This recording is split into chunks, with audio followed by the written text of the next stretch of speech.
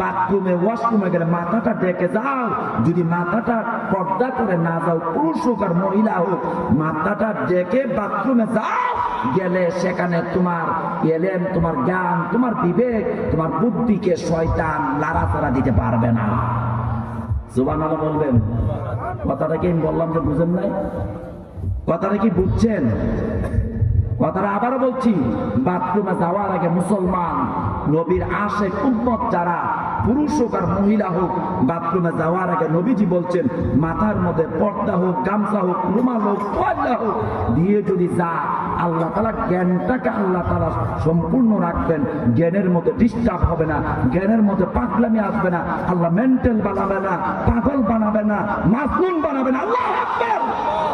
আর যেই সকল মুসলমানেরা বাথরুমে যাওয়ার পরে নবীর আদর্শ মোতাবেক যায় না, ওই জায়গার মধ্যে যাওয়ার পরে চুলগুলি এলোমেলো শুষ্ক উস্ক মহিলাদের, পুরুষদের, তখন যাওয়ার পরে মাথায় কাপড় রাখে না, ডান পা দিয়ে আপনার বাথরুমে ঢুকে না, বাম পা দিয়ে বের হয় না, দোয়া কালাম পড়ে না, নবীর আদর্শের উপরে থাকে না, তাদের এই দেখা গিয়েছে আপনার অসুখ বিসুখ বেশি হয়ে যা, পাগল হয়ে যা, মেন্টাল হয়ে যা, মাজনুন হয়ে যা, আবার জ্ঞানের বিকাশ আপনার কমতি পড়া যা, জ্ঞান স্মৃতিশক্তি কমে যা। ঠিক কিনা?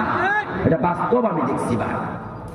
এই পাগড়ি আর টুপি পরাবেন, সময় পাইলেই পরবেন। টুপি পরা আমার নবীজির সুন্নাহ, এরপরে পাগড়ি পরা আমার নবীজির সুন্নাহ। আমি সময় পাইলে পড়ি, সময় না পাইলে পড়তে পারি না। প্রিয় ভাইরা আমার, আজকে আপনাদের কাছে এই জানি পড়েছি একটা আবা। এটা কি আমার কথা কয় না? আমি দেখছি আমার মুরব্বী একজন পরে আসছে যে আবা, যে আবা পরা, হেরকা পরা, এটা হচ্ছে আলেমের শান, আলেমের এটা হচ্ছে মর্যাদা। আমার নবী যখন খুতবা দিতেন, নামাজ পড়াতেন, এইরকম হেরকা, এরকম জুব্বা, এরকম আবা তিনি লাগায়া তিনি কথা বলতেন শানে নবী সাল্লাল্লাহু আলাইহি ওয়াসাল্লাম। ভাইয়েরা আমার, এইগুলি পড়া সুন্নাত।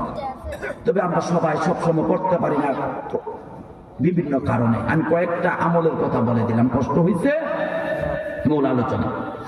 আল্লাহ রাব্বুল আলামিন কোরআনুল কারীমের ভিতরে 30 পারার মধ্যে সূরা 3 নাযিল করেছেন। কি নাম বললাম? সবাই বলেন, উপস্থিত যুবকরা বলেন কি নাম? সূরা 3। কি নাম? 3। আল্লাহ রাব্বুল আলামিন কোরআনুল কারীমের 30 পারার মধ্যে একটা সূরা নাযিল করেছেন, নাম তার 3। এবার আসুন আমরা এখান থেকে আলোচনা যাই ইনশাআল্লাহ।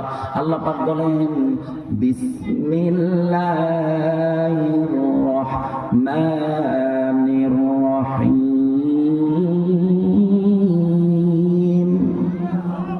আল্লাহু আকবার বলবেন।